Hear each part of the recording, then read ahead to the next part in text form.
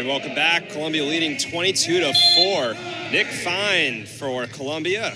Cort Vann for Morgan State at 174 pounds. They'll reset and... A little eye poke there. Yeah, a little bit of a poke there as we'll get set here. Take a look at Nick Fine for Columbia, one of the 3 title winners at the Franklin and Marshall Open. Got the 174-pound weight class title there. Yeah, he's one of the nation's leading tech guys, so I think he's 9th in nation right now for tech falls. So he is with 7. He's one of the qualifiers last year as well, like Freza and Alvin in the lineup too, and rolling around trying to reset is Fine for Cort Vann, the junior out of Anna, Texas. He's 0-5, but he's one of the more vocal leaders on this Morgan State wrestling team. Coach Monday says that he's had a lot of close matches. He had some wins at the Southern Scuffle, was 3-7 there, but had some tough decisions through Appalachian State's Campbell and Army West Point's Cooper Haas. So he's wrestled some of the guys in the EIWA that they'll see at the EIWA tournament in a couple months, as he's almost tried to get around the backside of Fine there, but they'll reset in neutral, scoreless, and now they're going an eye for an eye. An eye for an eye. That's how it is, right? That's the old saying. Eye for an eye there. These guys are hand fighting hard though. This is probably... That's what Coach Monday's kind of telling him right there. He's got the hand over his left eye there for Cort Vann at a Frisco Heritage High School in Texas. 3-time district champ, state finalist. He amassed a 132 win total all 4 years with 20 losses in his collegiate career. So, I mean, high school career, very decorative career for Vann. Vann's got to bounce his headlock if he's looking to score here. This is a really hard position to score on when you're just parallel to your guy. But both guys are hand fighting really hard in this position. I mean, I'd say this is probably the most hand fight we've seen so far. Yeah, I would say so, especially a lot more upper body shots, too, in the early less than a minute and a half that we've seen in this first period. Yeah. Fine, still neutral, trying to work around up top. One of the captains, along with Alvin for Columbia. He's been a good leader. As Coach Pritzlaff says, he leads by example. He goes hard in the room each session, and it's a good thing when you have to tell him to maybe not go so much too hard. He's going 100%, over 100% each time, and I'm sure you've seen that training with them a little bit. You've seen what Fine has been in the room. Yeah, he's a hard worker and a leader in the room, and he's a good top wrestler too. So if he can get a takedown here, open up the match. But right now, looks like Vann's hurt his thumb. Yeah, Vann hurt his thumb. It was the eye earlier. Now it's his thumb on his hand. That might be injury time. Oh yeah, his left thumb. He's holding that wrist. So that's going to be an option there for Fine when we get back from injury. Yeah, that's something to keep an eye on for Vann. Is 0-5 on the year. Has been one of the leaders, along with Eugene Harney, the vocal leaders for Morgan State, and you really hate to see that as he goes over to Coach Monday, going to check some things over, as Fine will readjust himself, talking with Coach Pritzlaff and looking on. Columbia leading the overall duel 22-4. Yeah, I didn't see exactly what happened there. It looked like his left thumb maybe got jammed in the mat, but he's going to get 2 minutes of injury time here. When we get back, Fine's going to get choice of top, bottom, or neutral.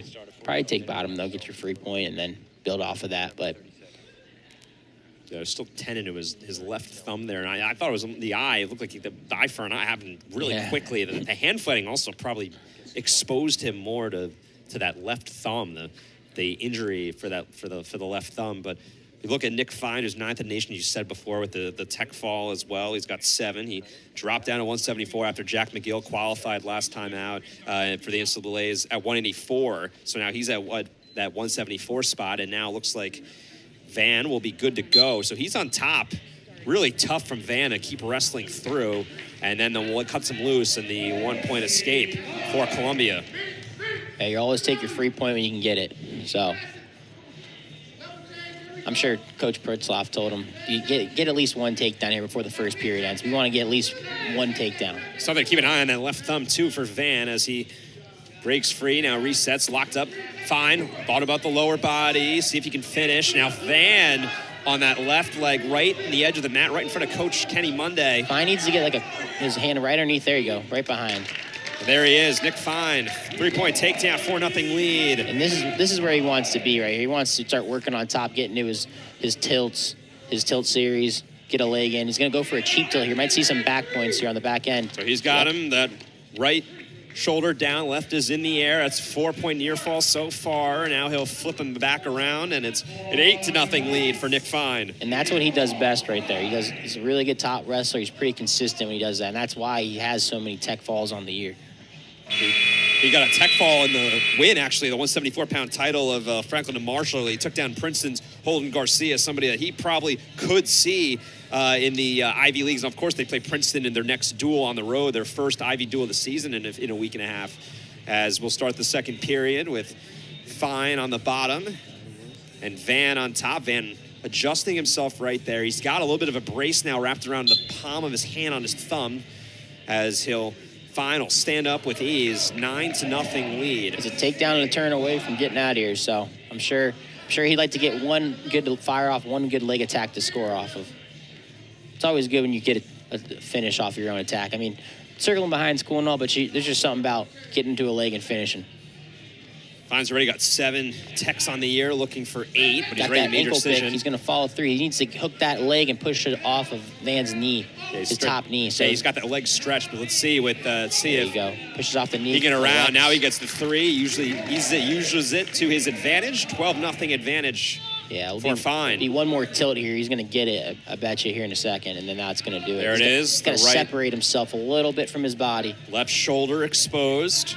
Got to get like a power half almost. If he gets that power half on over his head, but it's a little hard there when your chest is so close to him. Vann almost did a little bit good defensive job there, kind of leaning back into that older shoulder and getting back around on his stomach. And running time closing in on a minute with under a minute to play in the middle period. 12-0 lead for Fine at 174. Columbia leading 22-4 over the Bears of Morgan State. Stalling hit against Vann. That's his first. Here comes a cheap tilt. He's got to separate, like I said, just like before. Here it comes. The left shoulder is in the air. He needs to watch his own back, though. Ref shook his head no, and now let's see if he can, counting off. We got 1 count off, 2, 3. That's going to do it. 4. 4-point near fall for Nick Fine, who finishes it off.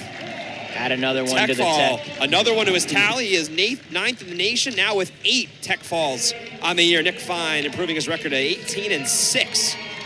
That is the 4th tech fall, or 3rd tech fall for Columbia today. Take a look at the sequence. He got the right shoulder working on that tilt very patiently, and then swiveled around for the